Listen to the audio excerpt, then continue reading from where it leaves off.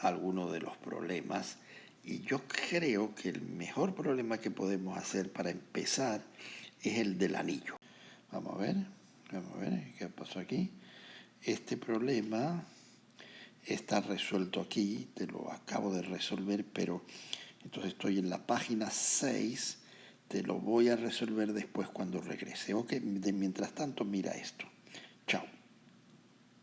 Ok, estoy de vuelta y este es el problema 208 que dice, así dice, hay una barra. Esta es la barra semi-infinita, es una barra infinita, esto no existe.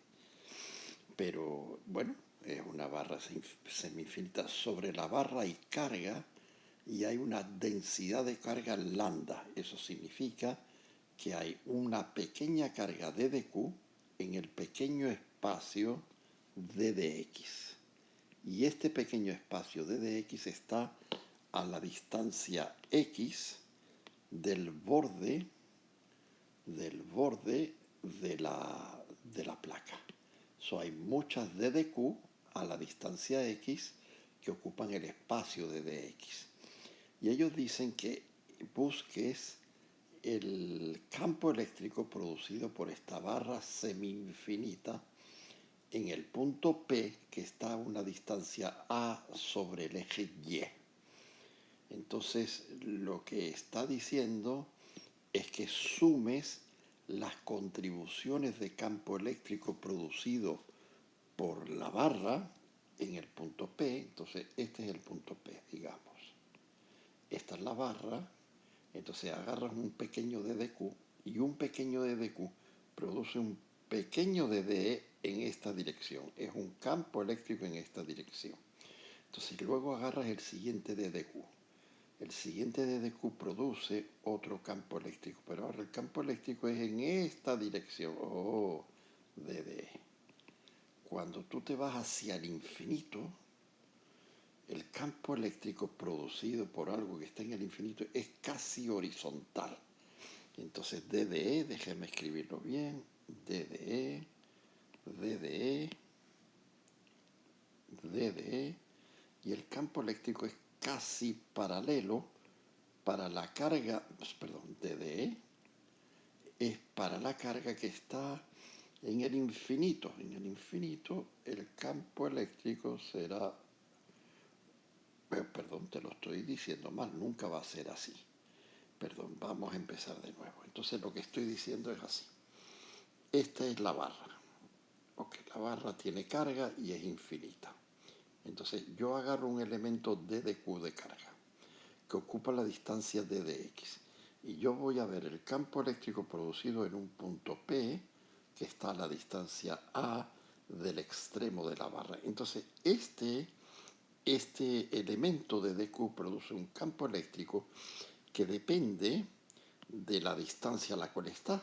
Perdón, déjame ver, produce un campo eléctrico en este punto que depende de la distancia a la que está. Por ejemplo, este otro ddq produce un campo eléctrico más débil porque la distancia es más lejos. Pero el campo eléctrico producido por este ddq que está más alejado, el campo eléctrico es débil y va en esta dirección. Entonces, este es el pequeño campo eléctrico. Ahora, el campo eléctrico producido por esta carga, ddq, es más intenso, pero va en esta dirección. Ok, este es el campo DDE, más intenso y va en una dirección completamente diferente a la dirección de este. Lo que se trata en este problema es de sumar todas las contribuciones de campo eléctrico producido por todas las pequeñas cargas de ddq. Y hay que sumarlas en el punto P y como te das cuenta, cada vez que sumo, la distancia va cambiando.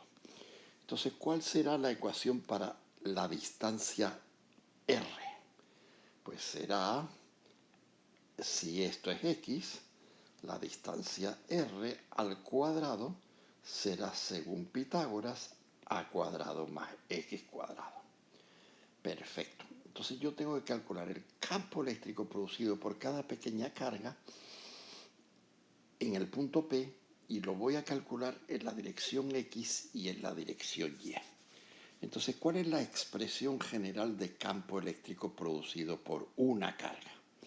La expresión general de campo eléctrico producida por una carga está aquí.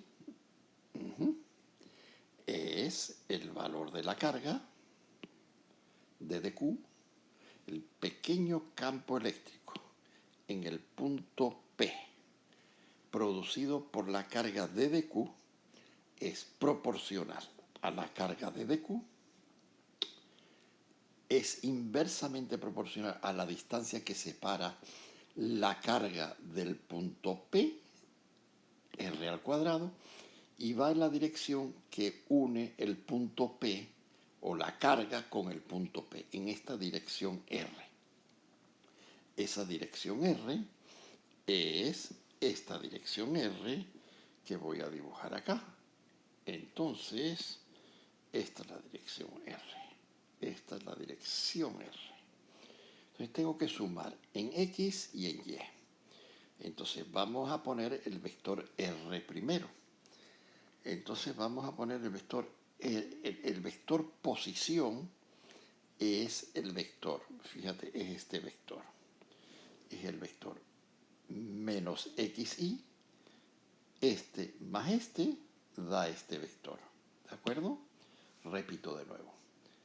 Este vector más este vector da el vector posición. Tú ya sabes que así se suman vectores. Este más este, A más B, da el vector C. Y el vector C es el vector posición, R. ¿Y cuál es el vector posición R? El vector posición R es camine X metros en la dirección menos Y. La dirección Y es yendo hacia la derecha. Y camine a metros en la dirección menos J, porque la dirección J es yendo hacia arriba. Entonces el vector R es el vector menos XY menos AJ. ¿Y cuál es el vector unitario R? El vector unitario R con el gorrito, este vector, que es el que aparece aquí, el vector dirección, es el vector R dividido entre su módulo. Siempre el vector unitario es el vector dirección dividido entre su módulo. ¿Por qué? Porque si tú tienes un vector R, digamos este, y tú tienes el vector unitario, digamos este, R gorrito, y digamos que esto tiene módulo 5, entonces 5 veces el vector unitario hacen el vector R. 5 veces este vector, 1, 2, 3, 4 y 5, conforman el vector R. Entonces, la ecuación siempre es que R es igual a módulo de R por el vector unitario R. Esta es la ecuación que tienes que saber que es la que estamos usando. Entonces vamos a calcular el vector unitario R. El vector unitario R se obtiene como el vector R dividido entre su módulo. El vector R es el vector menos xy menos aj. Y el módulo de R es el módulo de este vector, que es x cuadrado más a cuadrado raíz cuadrada. Entonces este es el vector R. Otra manera de obtener, a lo mejor más visual, el vector R gorrito, el vector unitario, es escribirlo de esta manera y es el mismo resultado.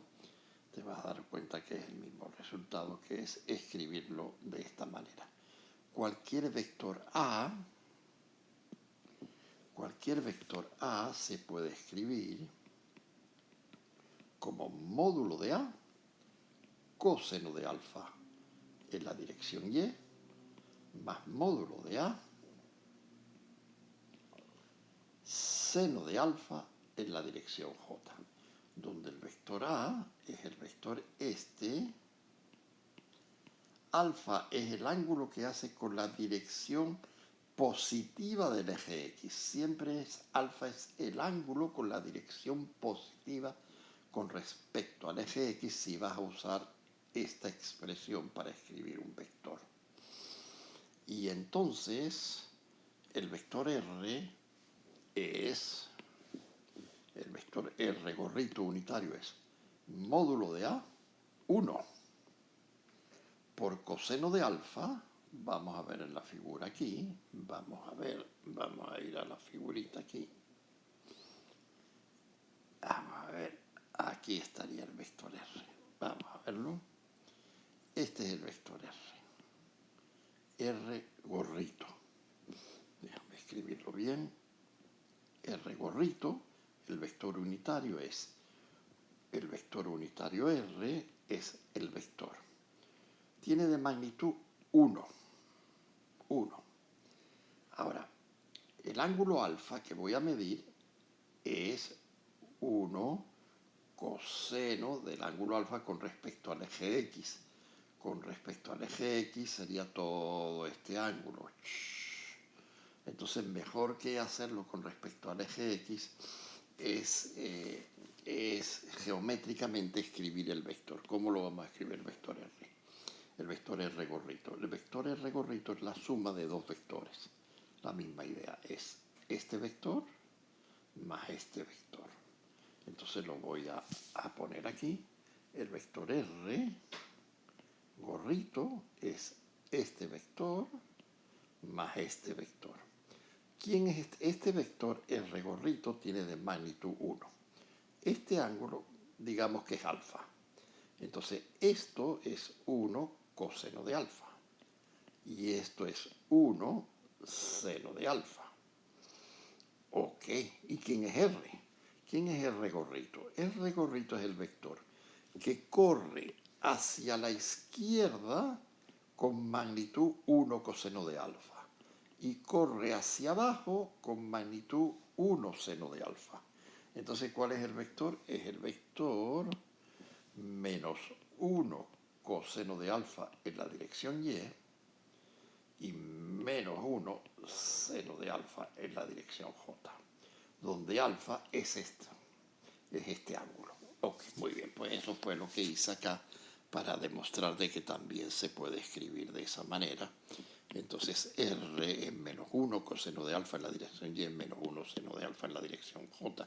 Pero si te fijas, coseno de alfa, el coseno de alfa está aquí, es el ángulo este alfa, que va cambiando a medida que te vas moviendo.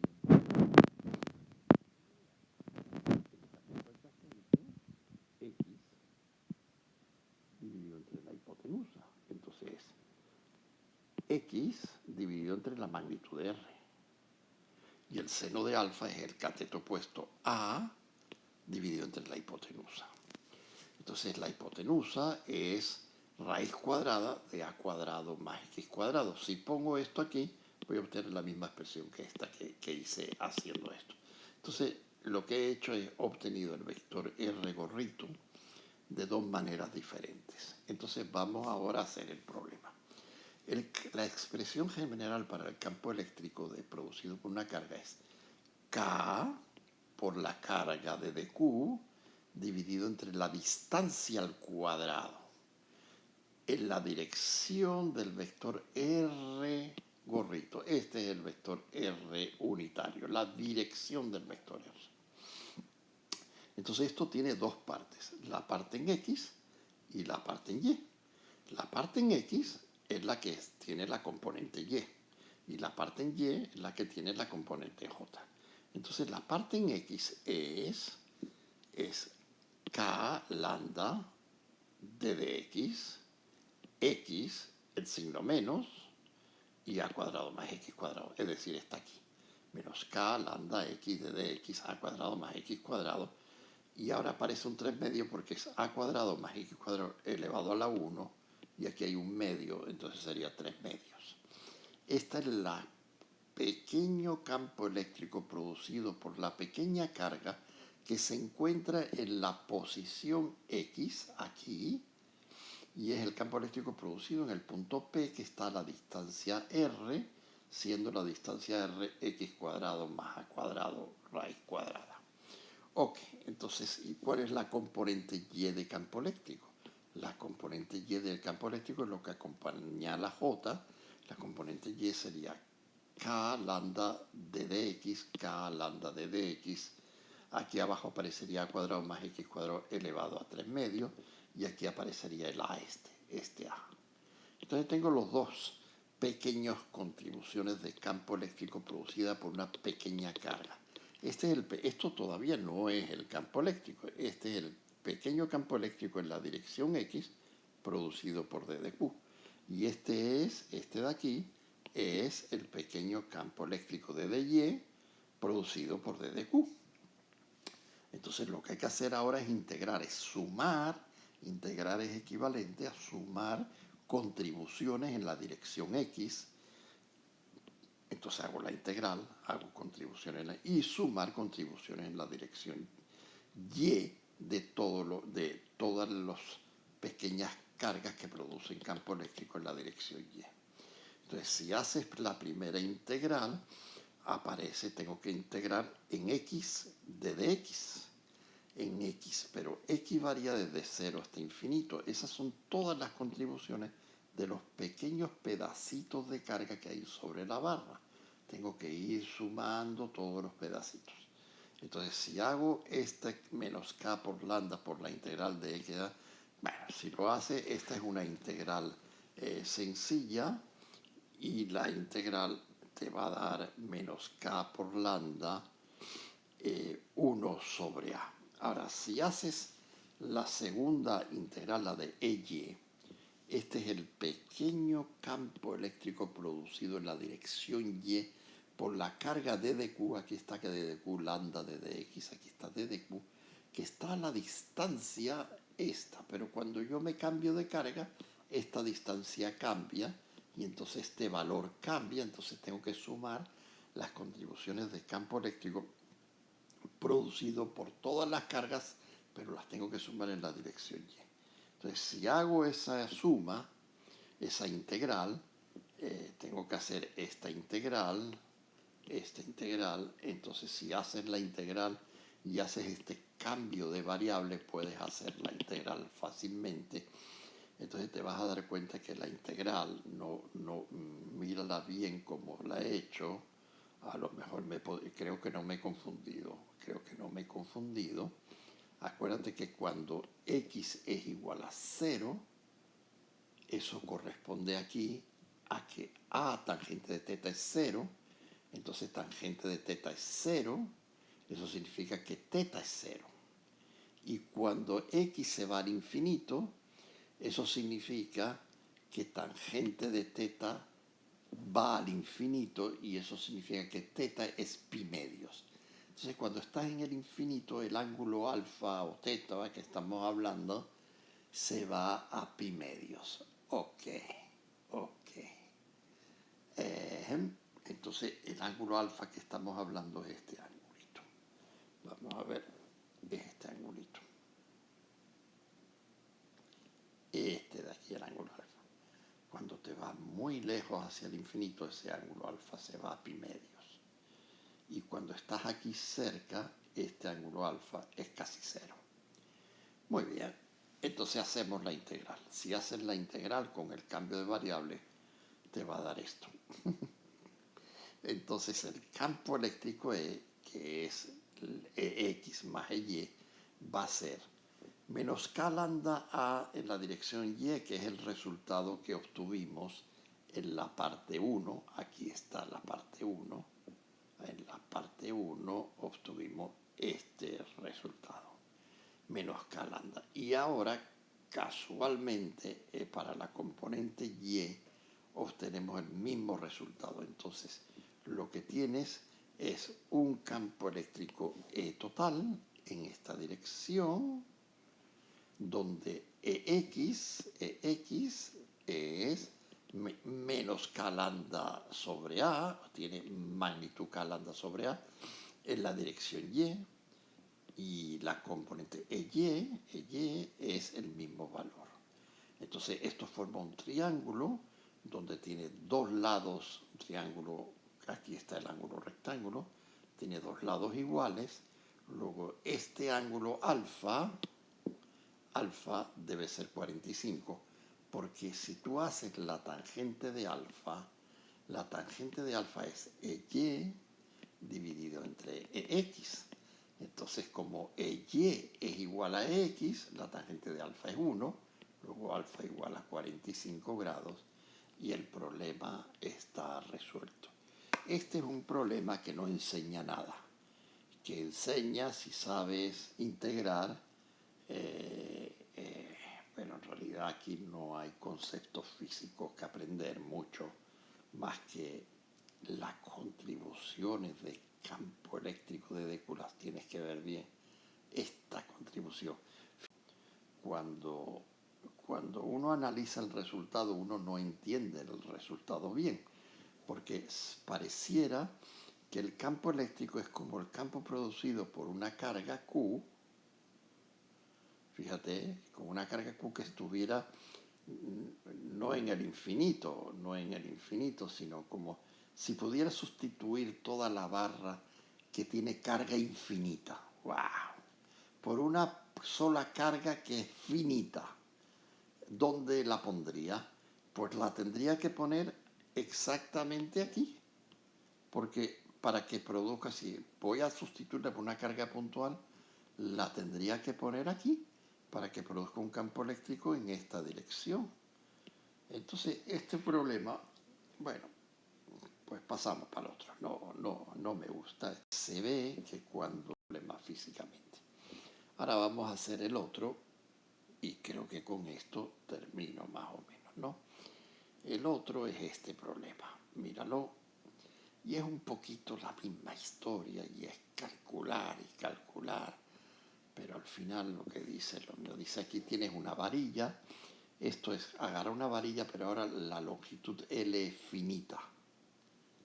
Entonces tú estás viendo en el punto L medios, a la mitad o en el punto X igual a 0.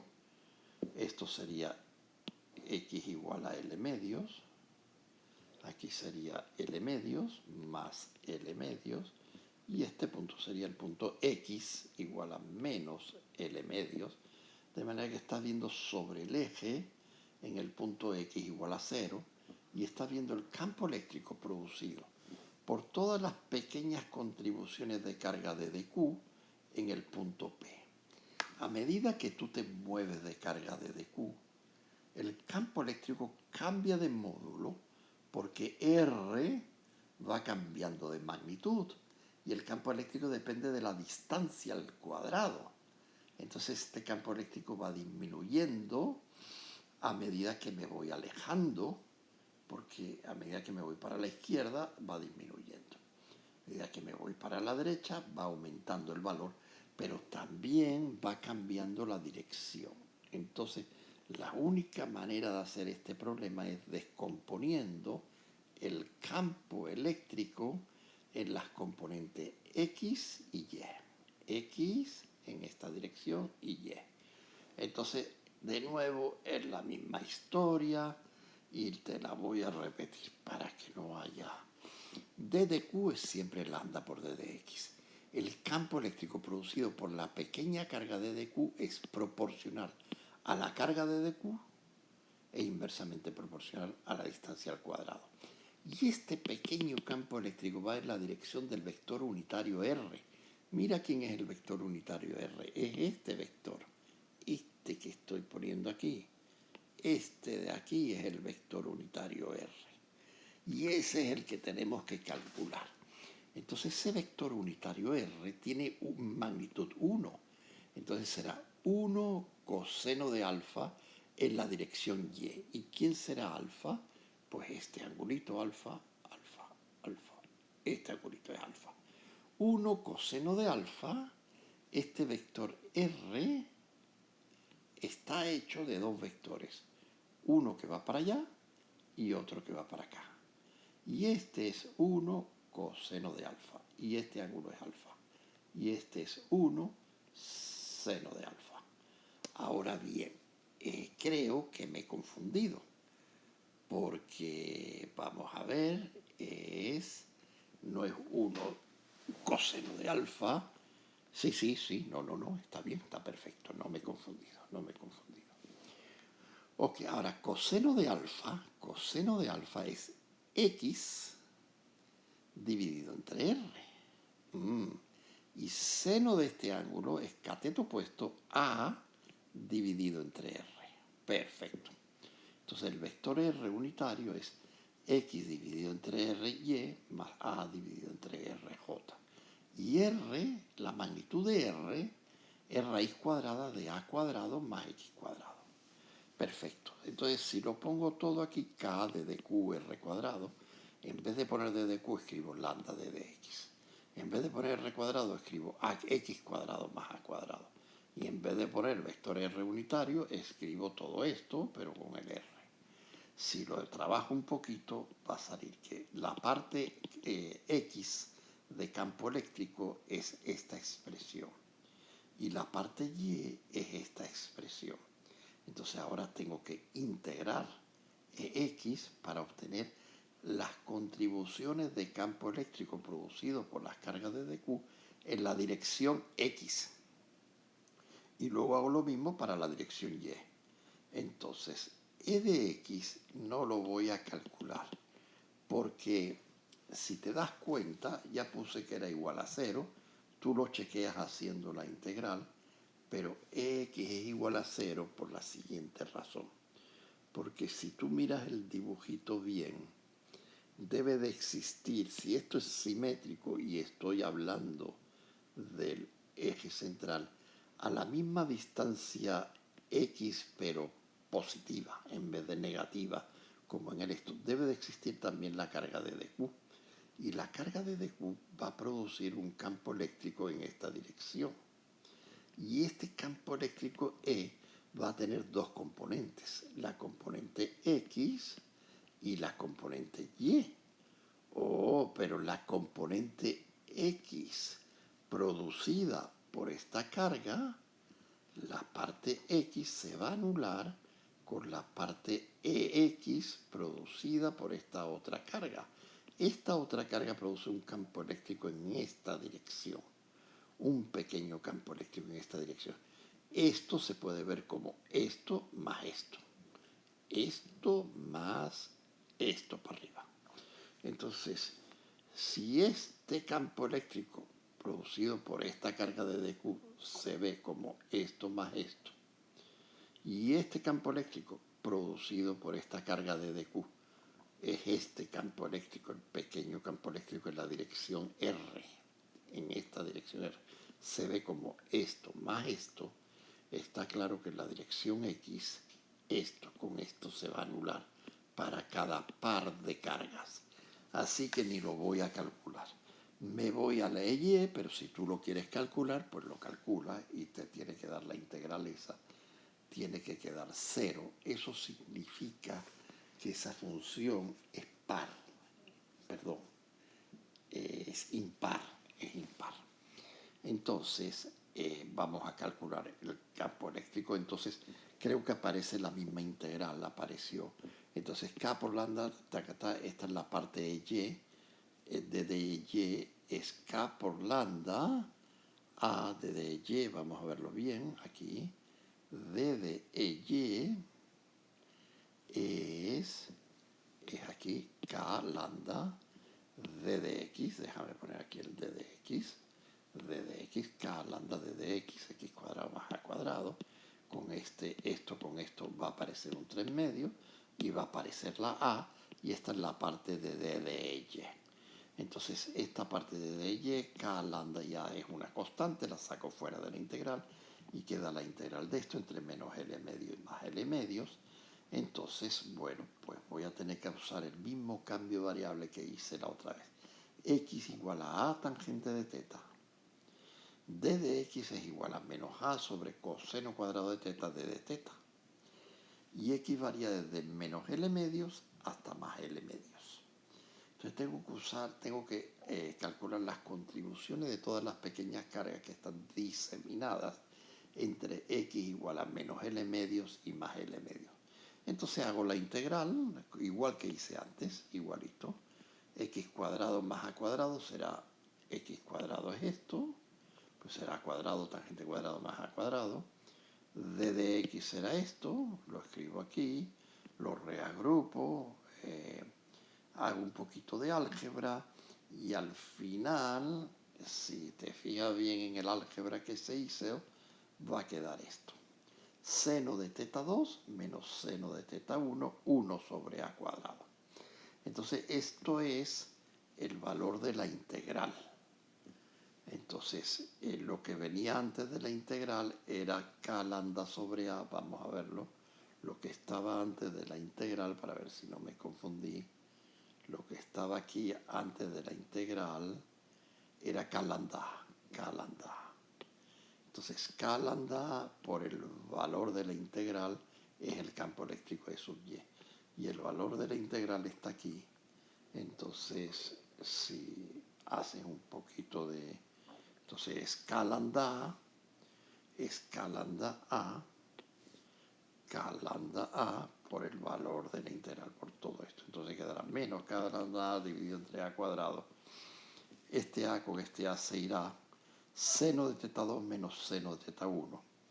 Pero menos seno de teta 2 menos seno es lo mismo que seno de teta 1 menos seno de teta 2. Entonces ya, ahí está el campo eléctrico producido por esa configuración de carga. De nuevo, no hay mucho que aprender más que matemáticas, no hay física aquí y digamos, no me gustan estos problemas, me parecen problemas para entretener a la gente sin muchos conceptos. Entonces, ahora, si tú haces la carga infinita, esto sí es interesante. Si tú haces la carga infinita, tú haces que teta 1, vamos a ver, seno de teta 1, el ángulo teta 1 es este ángulo, teta. Entonces, a medida que tú te vas moviendo por la barra, teta 1 empieza en el menos infinito, empieza como 0. A medida que te estás moviendo, el ángulo crece, crece, crece. Aquí se hace pi medios. Y aquí el ángulo teta se hace pi. Oh. Entonces, cuando tú vas desde menos infinito hasta más infinito, la variación de ángulo es de 0 hasta pi. ¿Lo ves? Este es el ángulo teta. Lo repito de nuevo, este es el ángulo teta. Cuando tú te mueves sobre la caspa y analizas la contribución de campo eléctrico producido por esa pequeña carga de dq aquí, el ángulo teta aumenta. Justo debajo de la carga es pi medios. Y luego el ángulo teta aumenta y aumenta hasta pi. Cuando estás en el infinito, el ángulo se ve casi pi, casi pi. Ok. Entonces el ángulo teta se ve desde casi 0 cuando estás por aquí muy lejos. Cuando estás por aquí, digamos aquí. El ángulo se ve casi 0. Ok, voy a borrar esto para no confundir. Voy a borrar. Se ve casi 0 hasta infinito. Entonces, seno de 0 es 1 y seno de pi es menos 1, entonces esto produce un 2. Entonces el campo eléctrico debe ser esta cantidad. Entonces, como conclusión, el campo eléctrico E producido en el punto P es 0I, no hay nada en el eje X, más 2 veces K lambda dividido entre A en la dirección J. Y si tú te das cuenta, es un campo eléctrico constante, porque aquí no hay nada, ninguna variación, pero es constante porque la barra es infinita. La barra es infinita, estás viendo en el centro de la barra. ¿Qué significa ver en el centro de la barra, de una barra infinito? Bueno, no, si es infinita no hay centro, cualquier punto es el centro de una barra. Entonces estás viendo aquí a una distancia A y estás viendo que el campo eléctrico va para arriba. Y no importa, sí importa, el A era la distancia, entonces sí importa qué tan lejos estás de la barra. Es decir, si tú estás más lejos de la barra, el campo eléctrico disminuye. Es decir, si tú estás aquí de lejos y ya crece, el campo eléctrico disminuye y a medida que te vas, el campo eléctrico se hace cero. ¿Es verdad eso? Déjame pensar. Parece que sí, que es un campo eléctrico. Si ponemos aquí R, esta R en vez de A, el campo eléctrico en el punto P tiene esta forma: 2K lambda dividido entre A dividido entre R en la dirección J, siendo R la distancia perpendicular a la barra. O sea, en cualquier punto que tú te pongas de la barra, no tiene, si es una barra infinita, si es una barra finita, tienes que quedarte con esta ecuación, con la que aparece seno de teta 2 menos seno de teta 1. Si es una barra finita, te tienes que parar aquí. Pero si es una barra infinita, el campo eléctrico, el resultado ha sido el que acabamos de tener. Vamos al siguiente problema. Bueno, este ya lo haces tú. Míralo, por ahí debe estar hecho en algún de estos. Este ya te lo hice en el vídeo anterior, creo que hice exacto, sí. Este lo resolví en el vídeo anterior. Y vamos a ver si hay otra cosa. Y bueno, inténtalo hacer tú, ¿de acuerdo? Porque ya el vídeo va a 40 minutos. Te ayude con este problema, 2.14. Tú me dices y yo te lo vuelvo a hacer y hago otro vídeo. Si necesitas, para ti, hoja grande con un agujero circular.